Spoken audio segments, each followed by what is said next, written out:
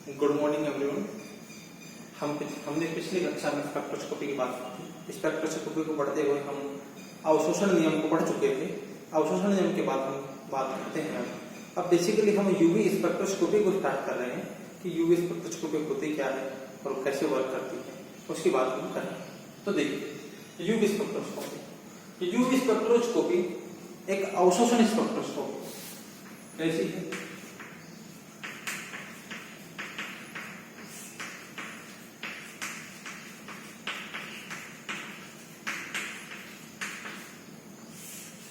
अवशोषण स्पेक्ट्रोस्कोपी क्या होती है इसकी बात हमने पहले कर ली थी, हम कर चुके। तो देखिए अब इसमें इस स्पेक्ट्रोस्कोपी में मॉलिक्यूल जो है वो पीक्स जो देता है वो जब तरंग दैर्ध्य जो है जब वो इलेक्ट्रोमैग्नेटिक वेव या विद्युत चुंबकीय तरंगें जब अवशोषित करता है तो उनकी तरंग दैर्ध्य जो है वो यूवी रीजन से बिलोंग करती है। अब यूवी जो रीजन है वो यूवी रीजन कहां से कहां तक होता है हमने पहले भी बताया है कि 200 से लेके 800 नैनोमीटर तक 200 से लेके 800 नैनोमीटर तक का जो रीजन होता है वो यूवी और विजिबल होता है, जिसमें 200 से लेकर के 400 नैनोमीटर तक का जो रीजन होता है वो यूवी रीजन होता है और 400 से लेकर 800 तक का जो होता है वो होता है विजिबल। भाई 200 से 400 तक जो है वो यूवी रीजन होता है और 400 से लेकर 800 तक जो है वो विजिबल रीजन होता है।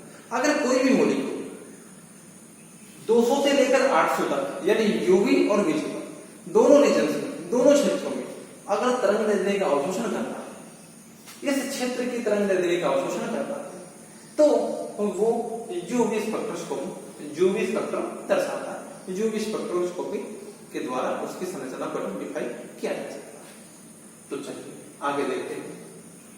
तो यूवी स्पेक्ट्रोस्कोपी में मॉलिक्यूल जो है वो यूवी और विजिबल इन दोनों रीजन से विद्युत चुंबकीय तरंगों की तरंग दैर्ध्यों को अवशोषित करके पीक्स दर्शाता है या एब्जॉर्बेंस दर्शाता है और उस आधार पर मॉलिक्यूल्स की संरचना को आइडेंटिफाई किया जाता है। अब देखिए कि कोई भी मॉलिक्यूल जो होता है उसमें सबसे पहले हम ये बात करेंगे कि मॉलिक्यूल यूवी स्पेक्ट्रम देगा या नहीं देगा, या कौन से मॉलिक्यूल यूवी स्पेक्ट्रम देंगे या देंगे तो उसके लिए क्या शर्तें होनी चाहिए। तो ऐसे मॉलिक्यूल्स ऐसे अणु जिनमें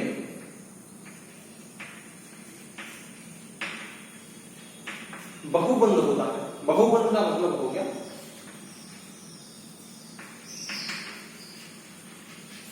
पाई बॉन्ड, ऐसे मॉलिक्यूल्स जिनमें पाई बॉन्ड होता है तथा पाई बॉन्ड के साथ साथ उसमें कोई लोन पेयर होता है। पाई बॉन्ड के साथ साथ क्या हो लोन पेयर। किन्हीं भी मॉलिक्यूल्स में पाई बॉन्ड हो तथा पाई बॉन्ड के साथ साथ क्या हो लोन पेयर, या अथवा कोई सिंगल बॉन्ड हो सिग्मा बॉन्ड और सिग्मा बॉन्ड के साथ में क्या हो लोन पेयर, अथवा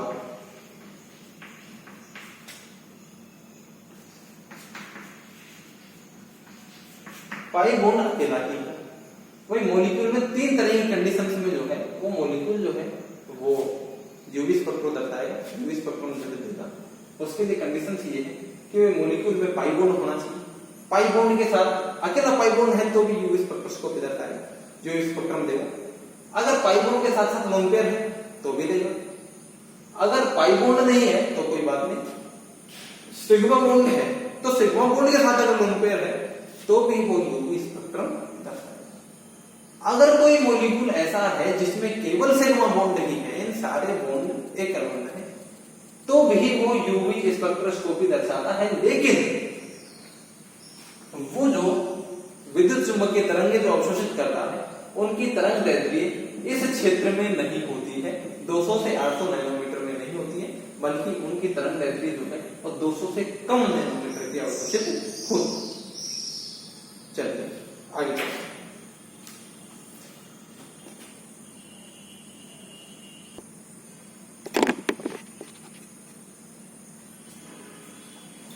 इसके बाद अपन बात करते हैं कि यूवी स्पेक्ट्रम तो हमने बात कर ली, कौन से मॉलिक्यूल्स रहेंगे और किस क्षेत्र में जो है वो विद्युत चुंबकीय विकिरण जो है अवशोषित होती है, वो हमने बात कर ली।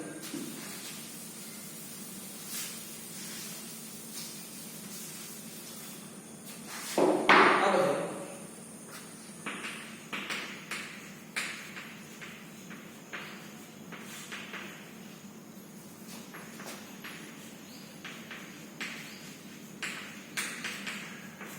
यूवी स्पेक्ट्रम का विश्लेषण।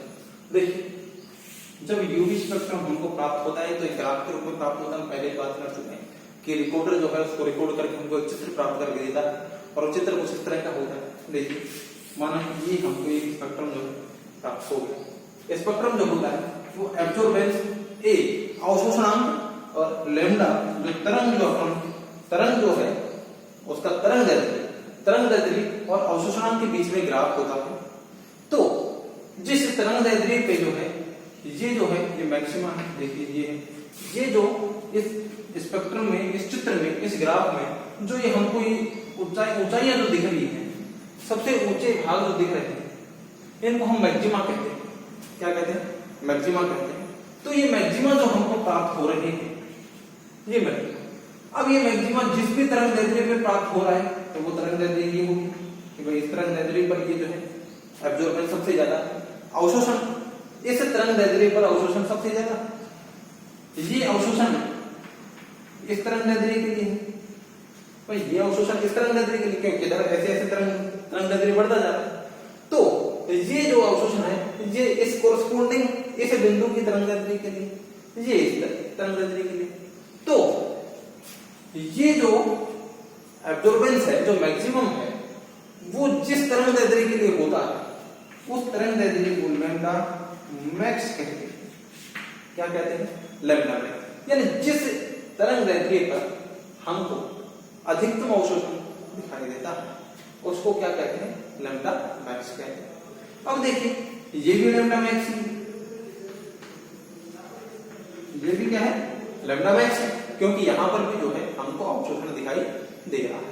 तो जिन जिन तरंग दैर्ध्य पर अवशोषण दिखाई देता है उन तरंग दैर्ध्य को क्या कहते हैं? लैम्डा मैक्स कहते हैं।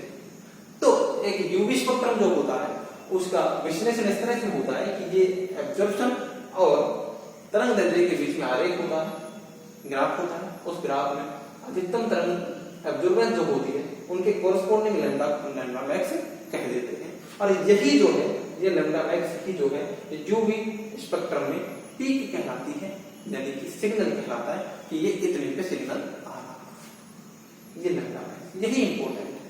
चलिए नेक्स्ट।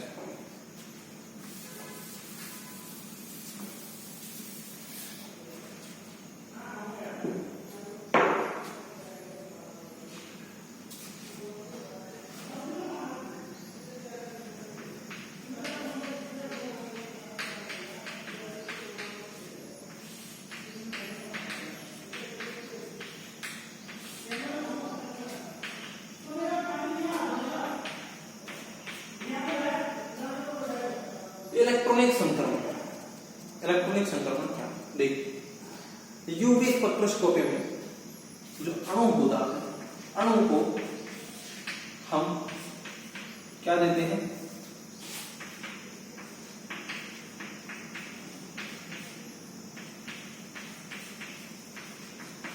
यूवी विकिरण देते हैं। किसी भी अणु को हम क्या देते हैं? यूवी विकिरण देते हैं।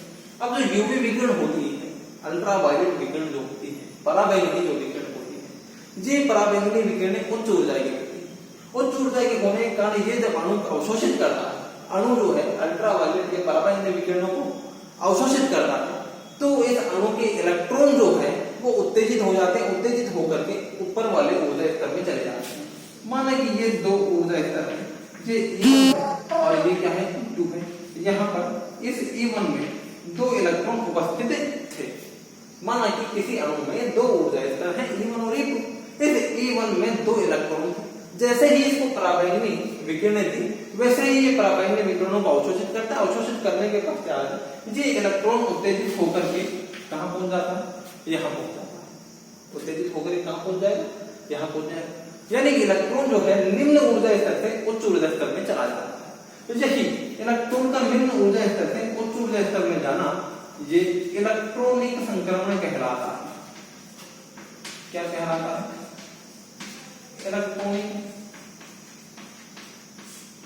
इलेक्ट्रॉनिक संक्रमण कहलाता है। किसी भी इलेक्ट्रॉन का निम्न ऊर्जा स्तर से ऊर्जा ग्रहण करके उच्च ऊर्जा स्तर में चले जाना इलेक्ट्रॉनिक संक्रमण कहलाता है। चूंकि परावैंगनी विकिरण या यूवी विकिरण जो होती है उनकी ऊर्जा अधिक होती है, इसलिए जब वो किसी मॉलिक्यूल पर डाली जाती है तो मॉलिक्यूल के अणु जो है उसके इलेक्ट्रॉन जो होते हैं वो उत्तेजित होकर के उच्च ऊर्जा स्तर में चले जाते हैं, क्योंकि इतनी ऊर्जा उसको परावैंगनी क्षेत्र से मिल जाती है। प्यारे बच्चों, आज की वीडियो में इतना ही। अभी संक्रमण जो है वो कितने प्रकार के होते हैं और यूवी स्पेक्ट्रम में संक्रमण का क्या महत्व है उसकी बात जो है हम अगले वीडियो में करेंगे। Thank you.